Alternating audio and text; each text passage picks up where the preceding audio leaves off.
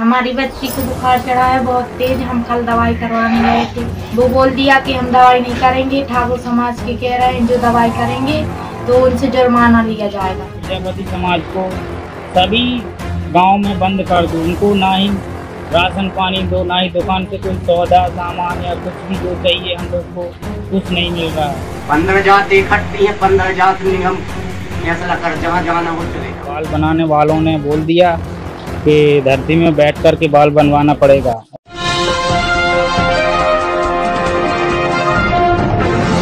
साथियों नमस्कार, मैं हूं नीरज पटेल और आप देख रहे हैं नेशन जनमत। धर्मांध लोग अक्सर सवाल करते हैं कि संविधानवादियों को हिंदू राष्ट्र से तकलीफ क्यों है। उनको ऐसा क्यों लगता है कि हिंदू राष्ट्र का मतलब मनुस्मृति का शासन कायम करके एक जाति का वर्चस्व स्थापित करना है। इसका उत्तर जानना है तो मध्य प्रदेश के दमोह जिले के सिंहपुर गांव पहुंचिए और वहां का नजारा देखिए।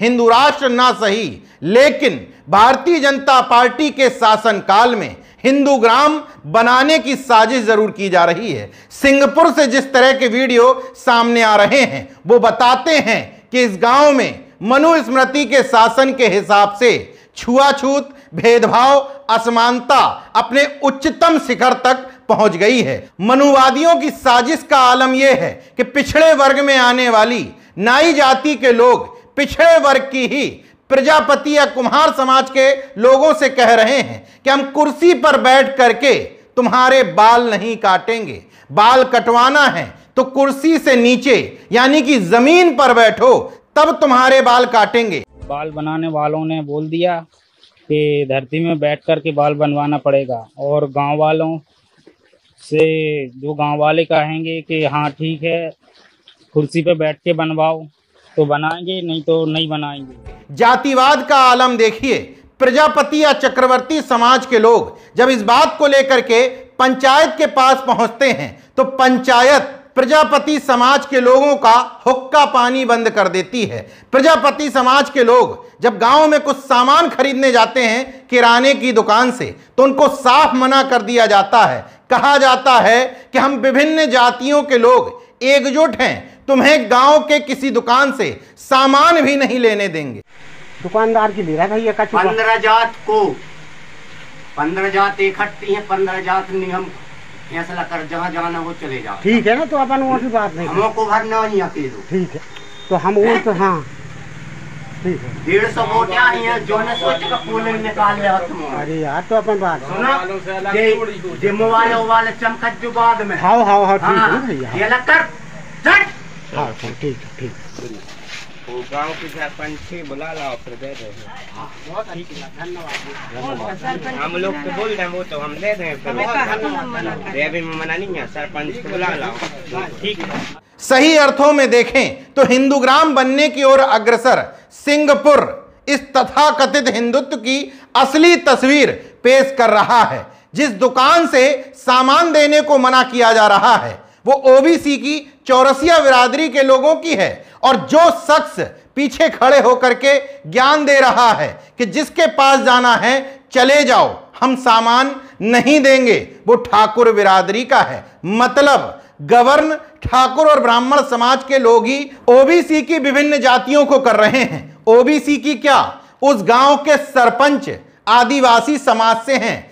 मतलब भारतीय जनता पार्टी कंप्लीट कट्टर हिंदुत्व की प्रयोगशाला इस सिंहपुर गांव को बना चुकी है, जहां आपस में ओबीसी एससी एसटी को लड़ा भिड़ा करके दूर से बैठ के मजे लिए जा रहे हैं। अमानवीयता का आलम यह कि प्रजापति समाज की एक महिला देर रात अपने बच्चे के लिए दवा लेने जाती है। डॉक्टर साफ साफ शब्दों में कहता है कि ठाकुर समाज के लोगों ने मना किया है, अगर दवा दी तो 1000 रुपए का जुर्माना ठोक देंगे। हमारी बच्ची को बुखार चढ़ा है बहुत तेज। हम कल दवाई करवाने गए थे, बंगाली डॉक्टर कहाँ, वो बोल दिया कि हम दवाई नहीं करेंगे। ठाकुर समाज के कह रहे हैं जो दवाई करेंगे तो उनसे जुर्माना लिया जाएगा। इस तरह का बैन केवल प्रजापति समाज पर ही नहीं बल्कि मध्य प्रदेश में ओबीसी में आने वाली धोबी बिरादरी, जिसको मध्य प्रदेश में बरेठा कहा जाता है, उस पर भी लगाया गया है। एससी में आने वाले अहिरवार यानी कि चमार समाज पे भी लगाया गया है, बंसखोर यानी कठेरिया समाज पर और वाल्मीकि समाज पर भी लगाया गया है। नेशनल जनमत से बातचीत करते हुए प्रजापति महासभा उत्तर प्रदेश के अध्यक्ष राकेश प्रजापति ने साफ शब्दों में कहा कि जिस समय उन्होंने होर्डिंग लगवाई थी लखनऊ में, जिसमें जे वर्णाधम तेली कुमारा चौपाई का जिक्र करते हुए तुलसीदास चौबे के जातिवाद पर सवाल उठाया था, उस समय तमाम मनुवादी तिलमिला गए थे कि रामचरितमानस पर सवाल क्यों।